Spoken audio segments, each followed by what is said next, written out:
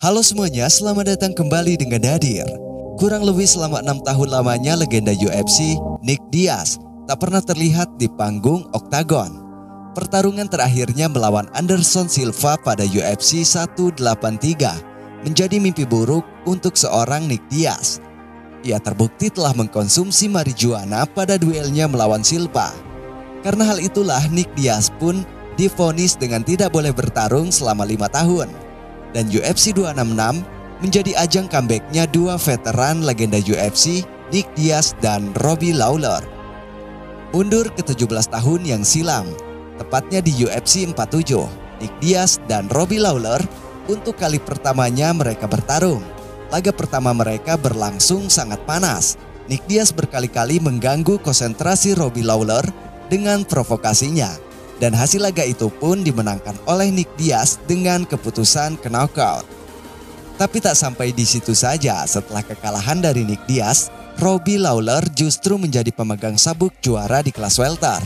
Dan kini Robbie Lawler kembali dipertemukan dengan rival lamanya Nick Diaz di UFC 266. Walaupun usia kedua petarung ini sudah tidak muda lagi dan pastinya performanya pun akan sangat berkurang.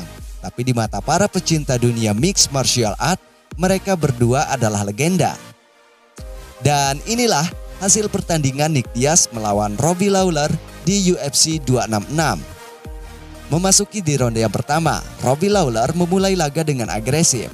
Beberapa kombinasi serangannya berhasil membuat Nick Diaz sangat kerepotan. Nick Diaz pun berusaha melepaskan diri dari tekanan dengan melakukan counter punch dan juga beberapa tendangan. Tapi sayang, kecepatan Nick Diaz sangat lamban dan berbeda jauh dari lawannya Robbie Lawler. Walaupun begitu, serangan kombinasi pukulan dari Nick Diaz sedikit menyulitkan Lawler. Dan masuk di ronde yang kedua, pertarungan semakin panas. Robbie Lawler langsung menekan Nick Diaz dengan beberapa pukulan dan duel pun terus berlanjut dengan beradu striking hingga ronde kedua pun berakhir. Dan masuk di ronde yang ketiga, Nick Diaz maupun Robbie Lawler terus bertukar pukulan di ronde ini. Tetapi salah satu pukulan Lawler berhasil membuat Diaz berlutut.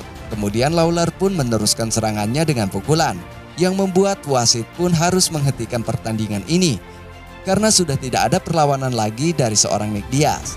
Setelah duel ini berakhir, tampak hidung Nick Diaz yang terluka cukup parah. Lawler pun kemudian menghampiri Nick Diaz dengan rasa respect yang tinggi dan mereka pun berdua berpelukan. Melihat dari pertarungan ini, para pecinta UFC tentu banyak yang kecewa dengan penampilan Nick Diaz yang jauh di luar ekspektasi. Namun, bukannya Mimin mau membela Nick Diaz, tapi menurut Mimin itu hal yang wajar. Apalagi Nick Diaz datang ke UFC 266 setelah ia vakum selama 6 tahun.